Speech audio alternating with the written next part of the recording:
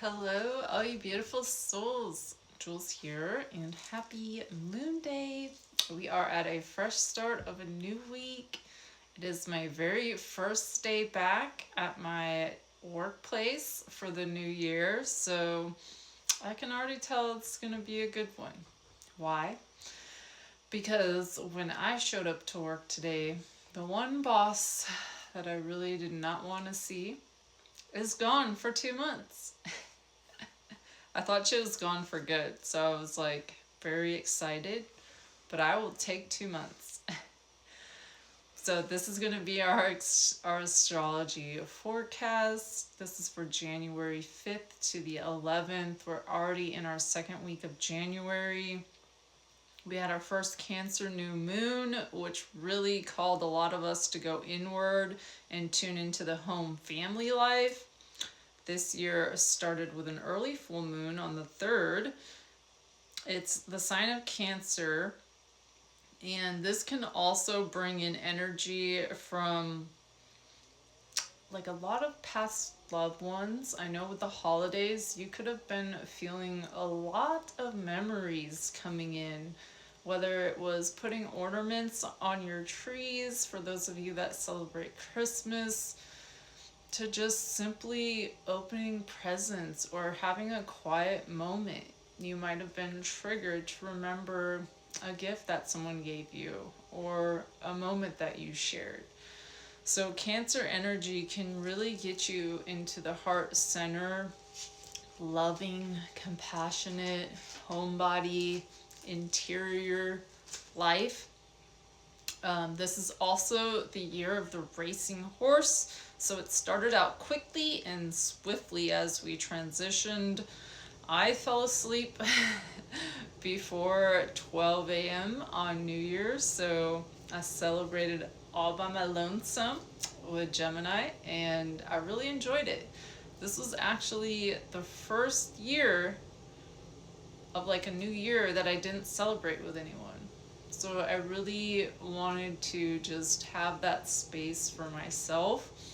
I had my mom and family in town visiting for the past week, so I was busy the week before that preparing, and now I can just rest and breathe now that they're all back home. It's nice to get my house cleaned and back with no decorations out, so I can just have an everyday type decor going on right now.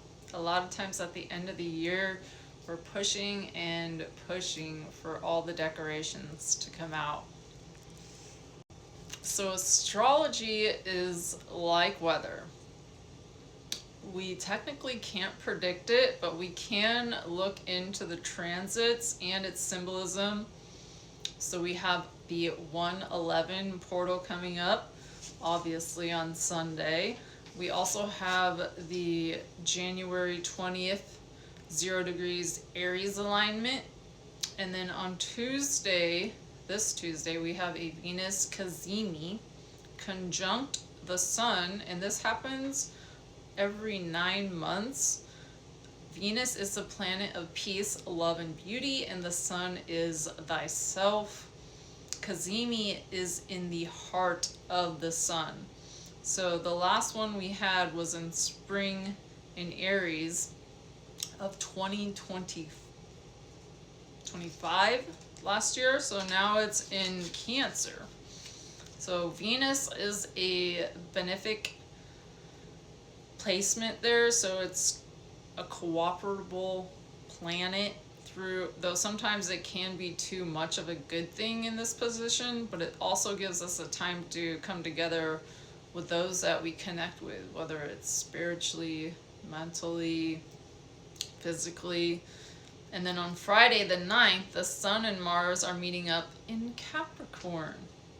Now Mars likes being in Capricorn, but these are both yang energies, so there could be maybe some fighting going on or competitive energy in the air that you might find on Friday. And on Saturday, both the Sun and Mars are going to be opposite Jupiter. So Jupiter is exalted in Cancer, and it can also make you become a little selfish or self-centered type energies, feelings of going inward. And then on Wednesday, there is a Venus-Mars conjunction. The last one was February 20th of 2024. So buckle up. They are love planets. Mars is lusty, woo-woo type love, and Venus is the attractor, the beauty, the seductor. And also Jupiter will be in Cancer until June 30th. So this brings in a lot of feminine care type energy. It is the divine feminine, the caretaker, the one who oversees the children, the home. Now I know in a traditional sense, things have really changed in our new age of Aquarius. So the men are doing it. And we don't really even have to say men or women, because it really doesn't matter. It's just that divine masculine and feminine. It's going to be more of a feminine all the way up until June 30th. So this is child care, elder care. Women are really putting in a lot of care the first half of the year. So the second half of the year is going to be great for Leos, because that's when the Leo goes into Cancer. And also the second half of the year is going to be great for Aries. So if you looked up your placements for this year, you're kind of gonna get an overview.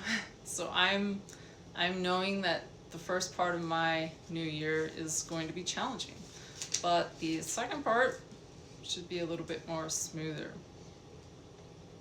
So try doing some self-care this week. Taking care of others too, giving to causes if you feel called to. This is the year of setting yourself free, so this can be your moment type year if you make it. The year is split into two. So the first half we will have Jupiter in Cancer, Uranus in Taurus until April, and Saturn, Neptune, and Aries are going to be very close together as well. So the second half, we have Jupiter going into Leo, the North Node Aquarius, South Node into Leo. So this is creativity.